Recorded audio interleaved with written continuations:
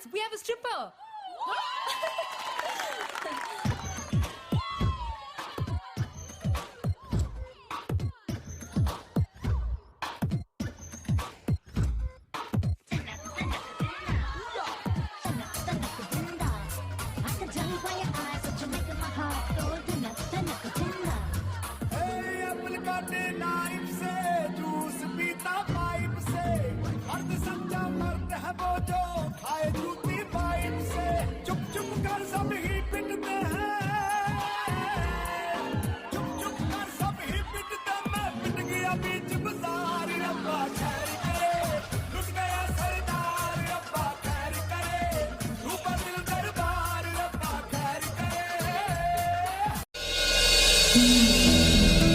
To watch more, log on to www.utvmotionpictures.com.